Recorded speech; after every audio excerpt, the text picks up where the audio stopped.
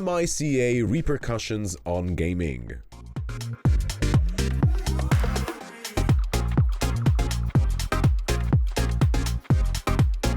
Hello, everyone. Thank you for being here with us today. Let me first introduce the members of our panel. We have Ms. Yuliya Khrenova, who is the head of compliance and DPO of iGaming Academy. She has a background. She used to be the editor of Digital Economy International Online Media, and also used to be an advisor to the International Decentralized Association of Cryptocurrency and Blockchain. You come well prepared. Next we have Mr. Mark van Weeren, who is the attorney at law at Blenheim Lawyers. Is a Dutch lawyer and a member of the Dutch Bar Association since 1989. His sphere of interests are litigation, business licenses, regulatory and compliance aspects. Next we have Mr. Camille Pepos, is the head of FinTech Supervision at the Malta Financial Services Authority. He is with the MFSA FinTech Supervision functions since 2020, and the FinTech Supervision function deals with the supervision of the virtual financial assets sector and non-bank financial institutions, which are payment institutions and e-money institutions here in Malta. We have Dr. Franklin Cachia, who is the director and legal consultant of CSB Group. He's got background in legal tax and regulated industries. And last but not least, we have Mr. Adrian Niculescu. He's the CEO of TOMORROWerse Capital. Do I pronounce it correctly? Okay. He has a background in blockchain startups, venture capital, used to be a business advisor, a marketing advisor, and, attention, chief Dubai officer. Correct? Okay. Investors community. Now let's start our discussion. Just for the sake of introduction, may I ask each of the participants just to briefly describe the current state of affairs in how gaming companies are utilizing crypto technology in their business? Well, I believe till the date, the cryptocurrency adoption in the gambling industry in general has been very much restricted by the lack of the common approach from the regulatory perspective, because we had lots of restrictions on the national level, tax restrictions, gambling regulations and restrictions and such. Nevertheless, the adoption of the cryptocurrency is growing thanks to the outward-facing gambling licenses and the operators who are penetrating markets outside of the European Union. So despite of the fact that we have the growth in the adoption of the cryptocurrencies, most operators hesitate to accept cryptocurrencies from the players located inside the European Union. And now with the introduction of MiCA, I hope that we will be able to create the common environments, better detailed requirements to bring the operators and the suppliers together. Well, I can only speak from a Dutch point of view, of course, and remote gambling licenses have been issued as from 21, and it's not allowed to for clients to pay with crypto in their account. So you don't get a license that you are allowed to use crypto. You know, it's even worse. If you do, you may lose your license. And you'll be subject to law enforcement, which is a serious thing in Holland. So yeah, even if you will have a MiCA license later for your crypto or token, still you need the gambling authority to allow you to use it. And there's no rule in the policy that will allow that so far. So you have to stay tuned if that's possible. And for all gambling services and games you offer, you need a Dutch license, and a lot of companies don't. So there's still a lot on offer to Dutch citizens, you know, even crypto casinos, and then you're really in the danger zone because there is law enforcement. The Dutch authority has issued fines up to 20 million We're representing clients who have been fined seriously, you know, for actually minor offenses, I would say. So you really are in the danger zone. So if you don't have this Dutch license, you have to block out Dutch citizens on your site. Otherwise, you may be in trouble. So crypto is not allowed now yet for gambling, remote gambling in Holland. Okay, so there are still obstacles. Camille, from the regulator's point of view, because you are overseeing the whole industry, what can you say about this? All right, good afternoon, everyone. What I can say, the gaming industry has been very innovative, and I was always onboarded innovation in terms of payment and things like that. So it's not a surprise that crypto is being used more and more. I think, like my panelist was saying before, the place was fragmented. Maybe the regulation wasn't clear. As now it's getting a bit clearer, especially in Europe with MiCA, and I hope at a global stage. I think the adoption is only gonna grow. The public is adopting crypto. Now there's gonna be the correct safeguards, clear regulatory response. So I think it's only gonna grow. That's the only way it's gonna go. So basically, from our experience, what we are seeing is that so we have players, as was being discussed in the previous panels, who want to pay in crypto. So then we come in to assess what are the risks on the operator to accept crypto and what kind of crypto you are willing to accept. So that's something which there's a need to strike the balance. Then we have other situations where we have gaming companies, operators, who want to issue new tokens for their players. And over there, you need to start assessing, okay, what kind of token do you want to issue? Is it a utility token? Is it asset referenced? So then, with MiCA in place, you sort of need to understand a bit the characteristics of the token which will be issued to the players. Ultimately, the end goal, and especially the end goal of MiCA, is investor and player protection. So you can't accept any crypto payment that comes along. You cannot issue a token, whatever it is that comes along. You need to be investor averse, and you need to make sure that the necessary safeguards are there. And this is exactly what MiCA is bringing along. Investor protection predominantly, and making sure that the necessary safeguards are in place. Thank you. When I entered the blockchain space, towards the end of 2016, Bitcoin was $800. So I didn't enter at $1. And gaming in general was a powerful vertical since then. In the recent years, with the development of the iGaming industry, we started to see a lot of iGaming involvement in blockchain in different ways. And while MiCA regulation doesn't address specifically the iGaming vertical, there are many aspects which could be addressed. And my favorite one is probably for gaming. It's a slang, actually, so I'll always forget about this name. It's a cryptographic technology assuring that the game is fair for the users and the gambling platform transparent, which is very, very important, and which is addressed by MiCA directly and non-directly. And it's a huge boom in using blockchain, in using cryptocurrencies, first as means of payments, and also we see a lot of tokens issued by iGaming platforms. Okay, thank you, everyone. That was very insightful. Now, let me ask some individual questions. Franklin, so in your practice, you regularly face clients who wish to obtain a license, be it a VFASP or a CASP license or a gaming license. How would you say, what are their main expectations from MiCA, and aren't they a bit exaggerated sometimes?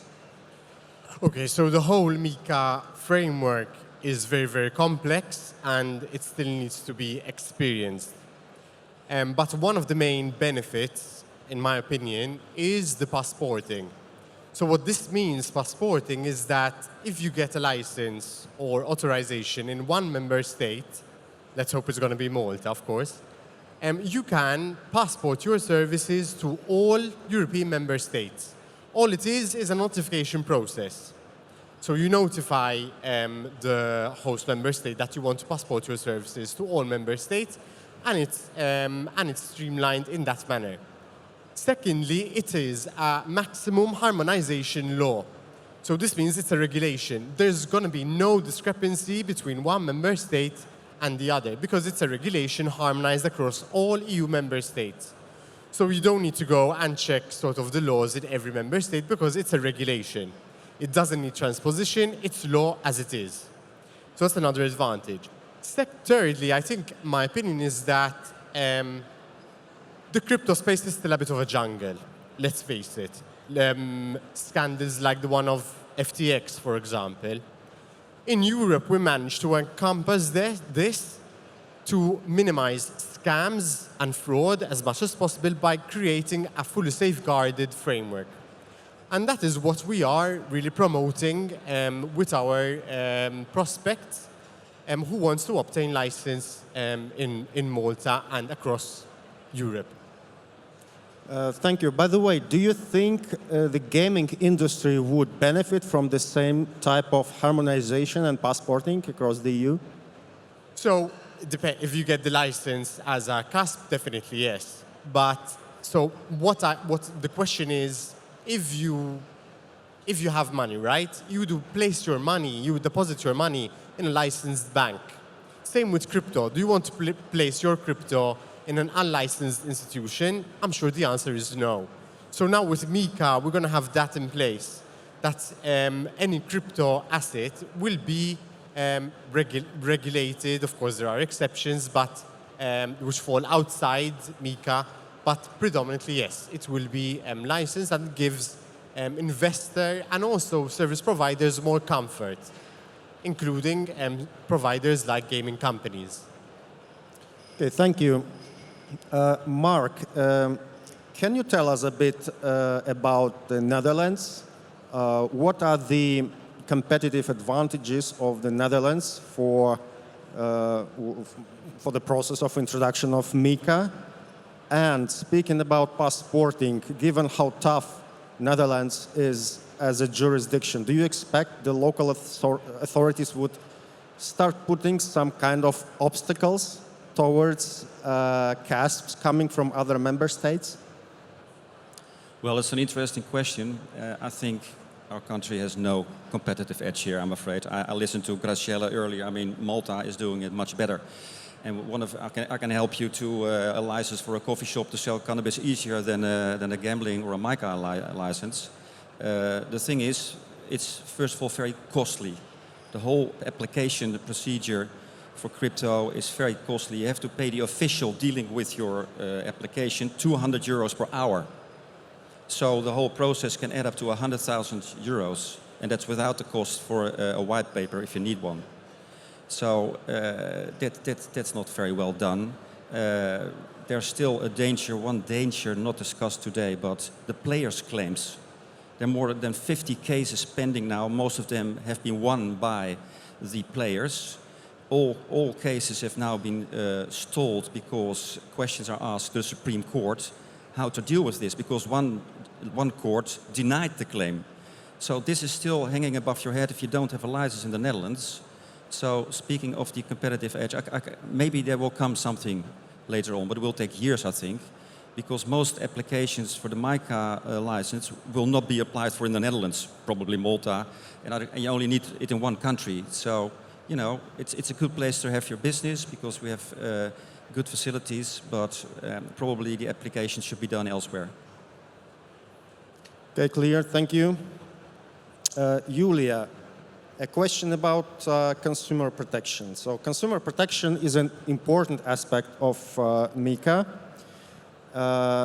same as responsible gambling in the online gaming industry. So do you see synergies between MiCA on one side, the travel rule which is coming and will allow tracing of funds, and responsible gaming on the other side?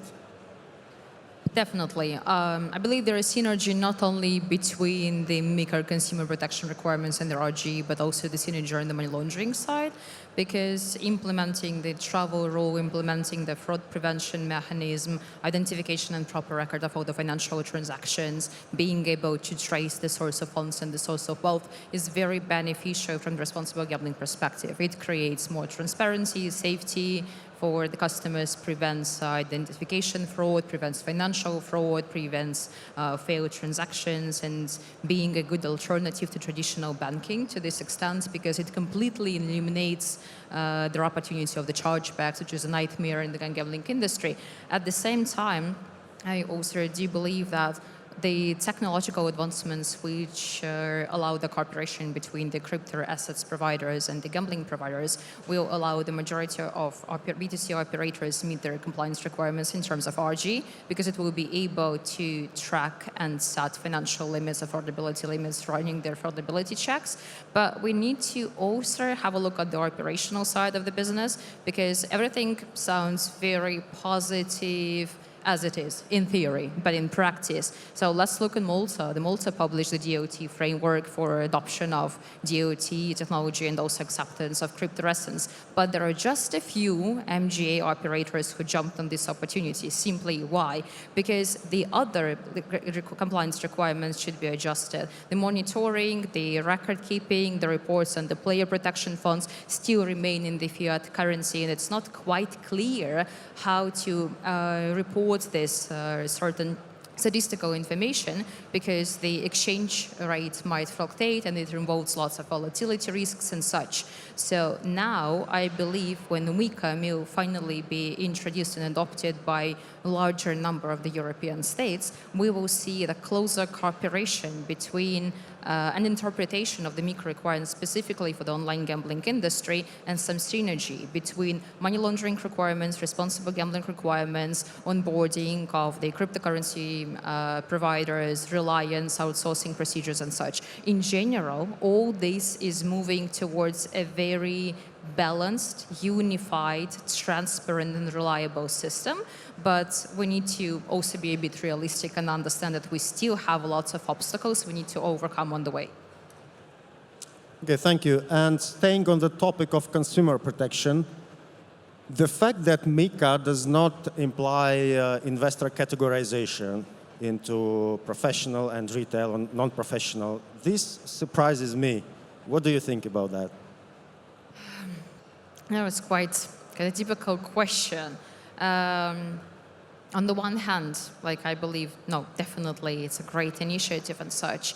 But currently what we see in the industry, it covers only the European Union. It anyway covers only the transactions you will process within the European states, either if you're the European company or if you're processing the transactions of the European citizens and residents. If you still want to use the MGA license, to use like Gibraltar license, Isle of Man license, or anywhere else, who allows you to operate outside of the European Union, you will still need to find the cryptocurrency operators who will be able to provide you with the requirements in the third world countries. And in here, in the third world countries, consumers will remain without the funds protection and without the customer protection, which you have. So I don't think it really changed the geographical distribution of revenues much. Maybe I'm a little bit pessimistic, but let's see. Let's give it a couple of years. Okay, understood, thank you.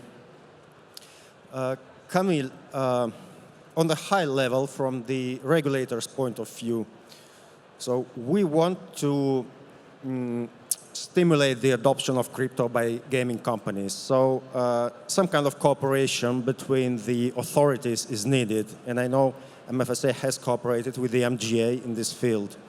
How will MiCA affect this? All right. Yeah, MFSA and MGA do cooperate from the very beginning with the VFA framework.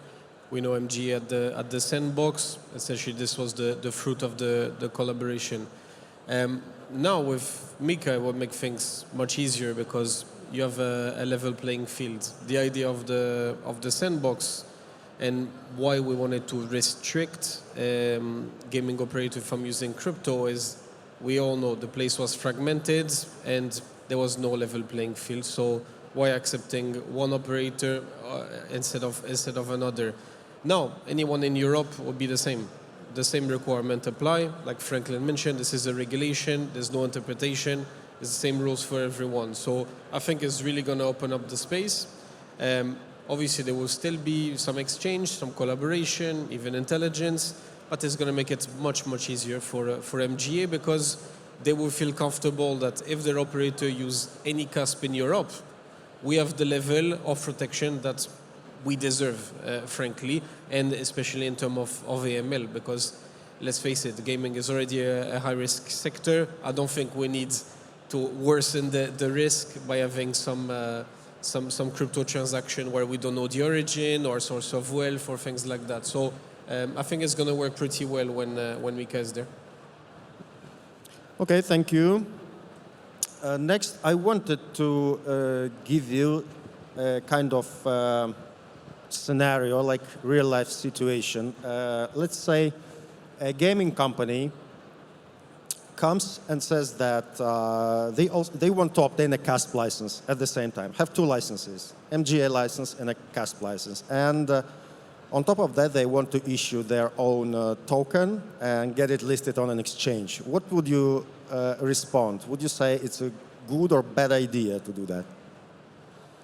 Well, for us, it's absolutely not an issue. We actually are processing right now some application, crypto application for some gaming operators. So it's not a problem for us, especially if the operator is licensed by MGA. Makes it very, very easy. So we exchange information. We essentially leverage the supervisory intelligence that MGA has gathered. So we don't see that as an issue. Generally, we do see operators still segregating, and generally they will open a separate legal entity for the crypto operation, which makes it also easy for us. It becomes a bit difficult to supervise the same entity by two regulators, especially liquidity, prudential requirement, reporting, that type of things. So it's very easy when it's part of the same group, separate entity. But really and truly, we have no issue with that because we understand the use case. If it's locally licensed, it's very easy and it makes us comfortable that we can speak to our counterparts. So we know who are the naughty boys and who are the very compliant operators. So not a problem. And then issuing a token is something that we've been able to do for quite some time. Under MiCA, it's going to be even easier because it's just a notification of the white paper. It's not a full registration. But for us, it's, day-to-day business as usual. If I may, I was just about to intervene on that. Now with MiCA, registering a white paper is much simpler. It's a notification. It doesn't require approval from any authority, really and truly. The important thing is that, of course, the white paper needs to have certain prescribed contents, which are in MiCA, and basically you're good to go. So it's much, much simpler. Of course, MiCA removes the requirement of having a financial instrument test, but from discussions I had in the industry, the FIT test is, it's a very good test, which most probably will still advise to clients to keep on using, just to see how the characteristics of the token will transpire. But now with MiCA, actually issuing a token is far more easier than it used to be. Thank you, understood. So maybe in the future we could see conglomerates like a gaming company holding a CASP license and an EMI license, issuing stable coins, tokens, having own exchange, something like that. Sorry, I didn't get your question. It's okay, just a comment from my side. So we could have a conglomerate owning multiple licenses, CASP, EMI, gaming, etc. It might be sooner than you think. So. Yes, the sky is the limit, right? If you want to apply for 10 licenses, go ahead. More work for us, so it's good. Okay, let's talk a bit about the future. Mark, you are active in the field of venture capital. You deal with blockchain startups. You oversee the trends of how gaming and crypto could converge. So can you tell us about some cutting-edge developments, what we can expect in the future? First, I would advise anyone in this room to take a weekend off and to read the MiCA legislation and not to look at the legislation as being a foreign language, because you don't have to be a lawyer or a compliance officer, I'm not one, to understand at least at a certain level what is there. From the technology point of view, I see, of course, AI is overhyped today and is an abused word, as is blockchain or crypto. You know, many pitch decks are like detergent commercials. So is written there, if AI is trending, I will put AI in the pitch deck so the investors will be triggered. So we will see a lot of automations coming, a lot of AI patterns that will replace the human thinking. Of course, one of my personal goals is to be very hard for a robot to replace me. But of course, we don't know. And also from the MiCA perspective, I see a lot of easiness for the user to be more protected, because the problem with our industry in the blockchain space, let's say, when you go to a bank, you deposit 100 euro in an account.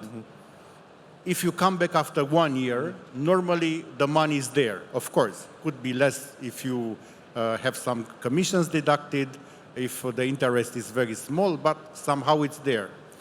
With DeFi platforms, with gaming platforms, with blockchain platforms, you didn't have such peace of mind, you know, because you could deposit an amount, and when you come back, not after 1 year, after 1 month, it's the website is empty. Okay, yes. Understand. Unfortunately, we've run out of time. I think we could speak for 3 days about those. We had a very insightful discussion. I'd like to thank the members of the panel, thank you, the audience, and hopefully this will contribute to your bringing you new thoughts on the convergence of crypto and gaming. Thank you. Thank you very much.